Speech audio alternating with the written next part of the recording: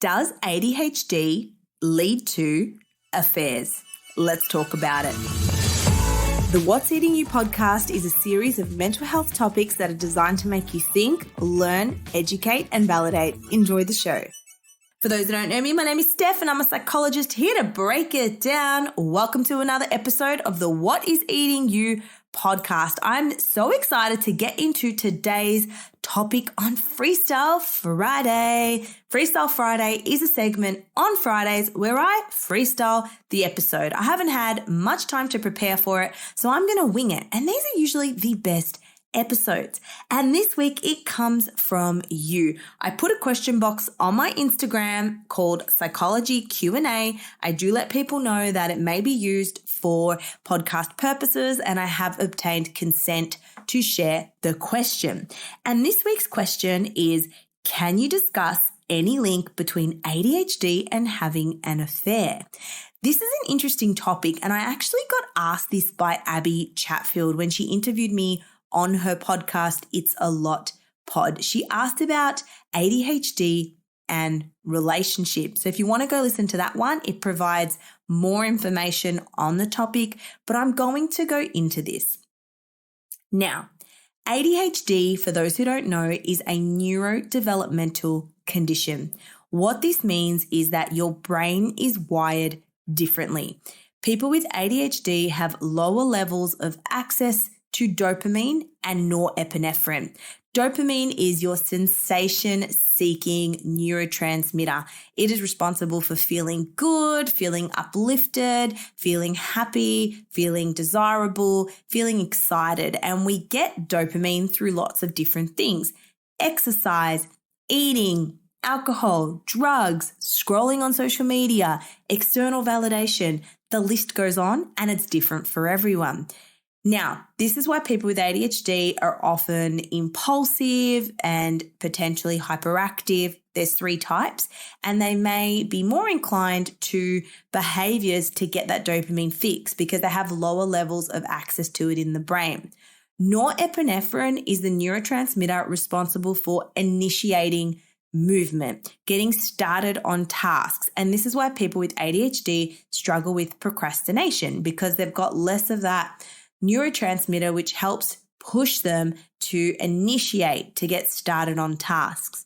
On top of this, they struggle with executive functioning, memory, organization, planning. And then there is the emotional dysregulation, which is struggling to manage your emotions in an effective way. Again, this can lead people with ADHD to be more inclined to meet their needs through alcohol, drugs, sex, binge eating because of impulsivity, because of difficulty with emotions, because of less access to norepinephrine and dopamine. So there's so many ways that people with ADHD may be inclined to be attracted to certain behaviors, and we're going to break it down. So essentially, that's what ADHD is. It's a challenge with executive functioning. The brain is wired differently. It's like having a super fast brain with outdated software that just can't keep up.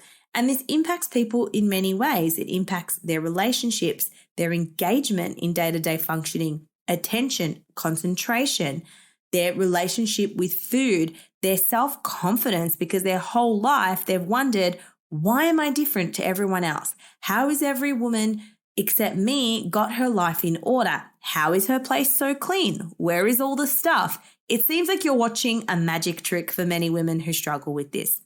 Now, let's talk about relationships and ADHD. When you're married to someone with ADHD, you're likely to face challenges, or when you're in a relationship with someone with ADHD. If there's 2 people with ADHD in a relationship, you're likely to also face these challenges that neurotypical couples may not face. Now, whilst ADHD doesn't mean that someone is going to cheat on you, and it doesn't mean that it's going to stop someone with ADHD loving you and feeling deeply connected and committed to you, there are symptoms of ADHD that could lead to disastrous behaviors such as extramarital affairs. The reason for this the primary reason is impulsivity. Not everyone with ADHD is impulsive or hyperactive. As mentioned, there's 3 subtypes. There's inattentive, there's hyperactive impulsive, and then there's a combined subtype, which is all of the above. Now, impulsivity is the main reason people with ADHD can find themselves in hot water when it comes to relationships. They often don't feel satisfied in relationships and can jump from relationship to relationship to try to meet that need of dopamine seeking, of novelty seeking, and of impulsivity. Now, while the link between ADHD and affairs is understudied, and it's probably underreported because people don't know they have ADHD, 1 in 10 people are being recognized and treated for their ADHD, which means a lot of people are walking around with undiagnosed, unrecognized, and unmanaged ADHD. So again, even if we had the data, it is probably significantly underreported. Now, what we do know is impulsivity, the trait in itself, is often a driving force for extramarital affairs. And it isn't as uncommon as you may think. So if you're worried about your spouse having an affair or dealing with the aftermath of an affair, you're in the right place for this episode. Now let's talk about the link. As you know, adults with ADHD aren't always thinking from their rational minds. In fact, the thought process of an adult with ADHD can seem quite rational to them when often it doesn't make sense to others. Now, this is why a lot of people with ADHD may be labeled as narcissistic or self-centered or they don't care. But really, it's because their brain thinks in a way where they're thinking, what is the answer to this problem? They're very sort of straight to the point, logical and reasonable. And it may come across as unempathetic or invalidating to others. Now, this effect isn't constant, which is why ADHD can often lead to behaviors that are outwardly out of character. Now, because ADHD can increase impulsivity, this can lead to high-risk choices. And it's all about meeting your needs. So when someone with ADHD is feeling impulsive or bored, or they are emotionally dysregulated, so they may be angry, in rage, in frustration, they may act in a way where they don't consider the consequences. So the difference between someone with ADHD and someone who is neurotypical is they don't think of the consequences. They don't think of the risk in the moment. That's impulsivity. You get an urge and you act. And whilst this can be an amazing trait, I've seen people with ADHD achieve things that other people would never dare to achieve because they're not afraid of the risk.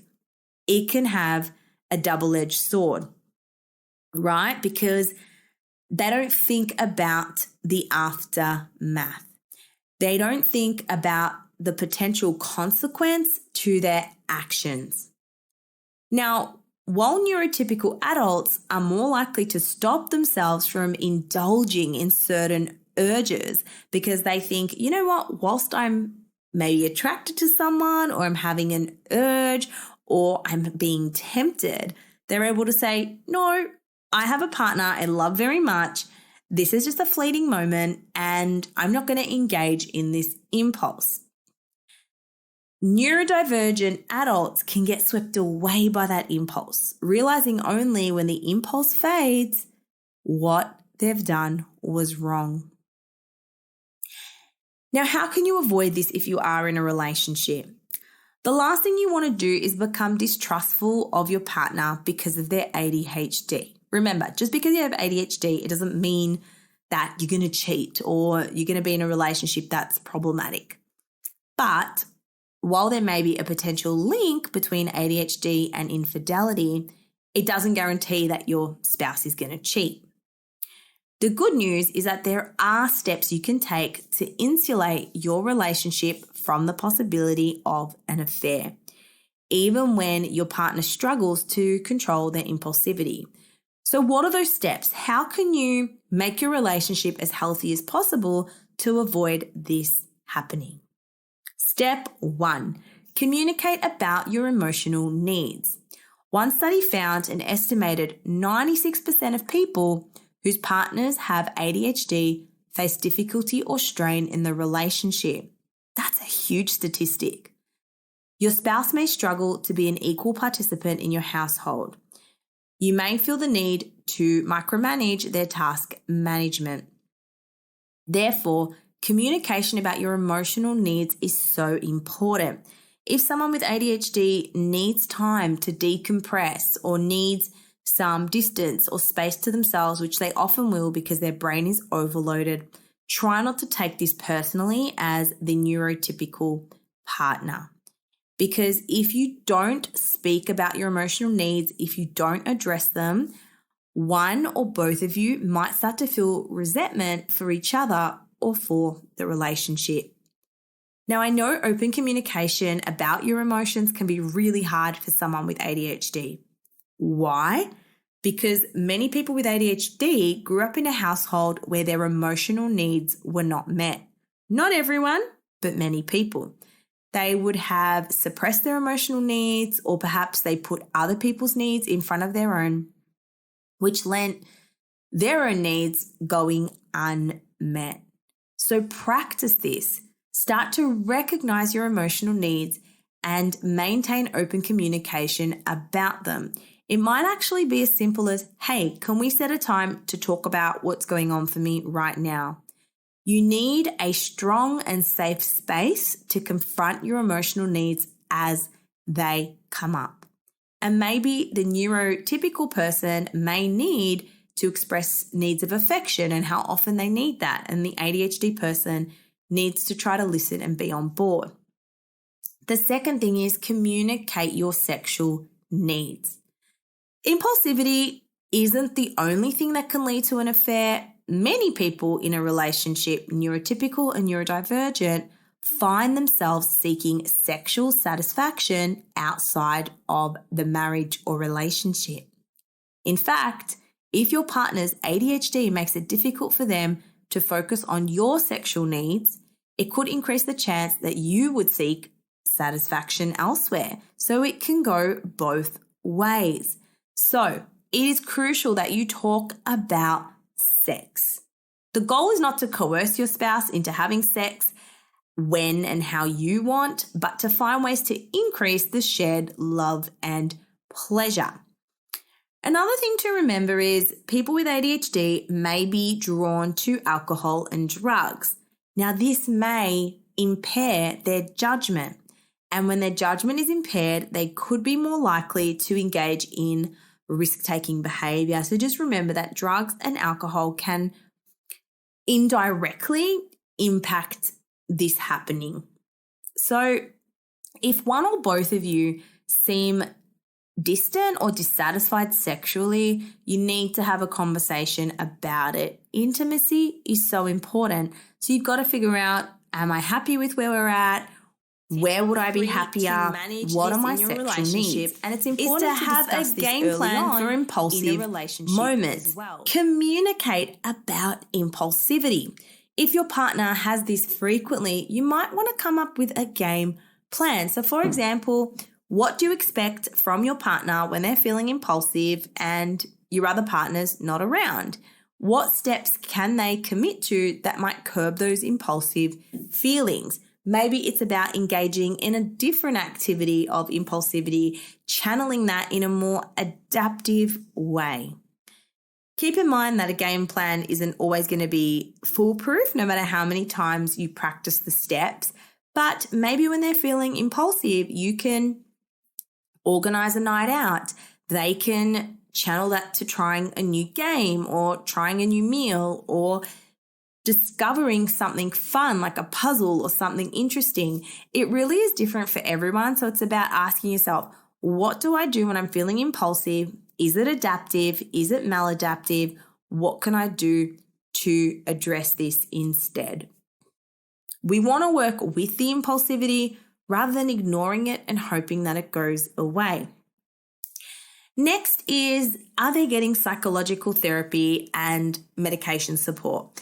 Medication for ADHD really quiets the frontal lobe, which is the part of your brain that's making all the noise, and it helps people make more rational decisions. It improves their judgment and they can think more clearly. If they are not currently on medication, they could be self-medicating again with drugs, alcohol, amphetamines, but get them to speak to a psychiatrist about potential medication if they haven't already. It could just be that game changer. Couples counselling is also an option if you're really worried about your partner or there has been infidelity and you need to speak to someone about it. A couples counsellor can mediate conversations between you and your partner when these difficulties arise. And the last thing is, keep an open communication and dialogue. Speak about the consequences of infidelity. Even if your partner is having thoughts, it doesn't mean they're going to act on it. So if a partner is talking to you about difficult thoughts that are really hard to hear, just remember that they are trying to be honest and open, and you might need to remind them of where they currently stand and what that consequence might look like if they were to go down the infidelity path. Let them know how infidelity would make you feel. Explain that it isn't just a matter of principle and that infidelity would cause you mental and emotional harm. Let them talk about their feelings as well and have an open conversation about it. At the end of the day, relationships really come down to effective communication. It comes down to listening to your partner's needs without judgment, even if you don't agree with them. Make sure the person makes you feel heard and validated, and if they're not, let them know that and tell them how they can make you feel heard and validated. These are the key ingredients to a successful relationship. A relationship isn't perfect, but it is about addressing these issues as they arise in a strong, coherent way. And of course, if you need, always get support for yourself. If you enjoyed Freestyle Friday, please let me know. Leave a rating, leave a review on Spotify. Just click the stars that you think it was worth and tag me on Instagram. I love seeing when you enjoy an episode and tell me, what did you get from it? What did you enjoy? And what do you want to hear next? That's all for today, folks. Enjoy the weekend and I will see you on Monday.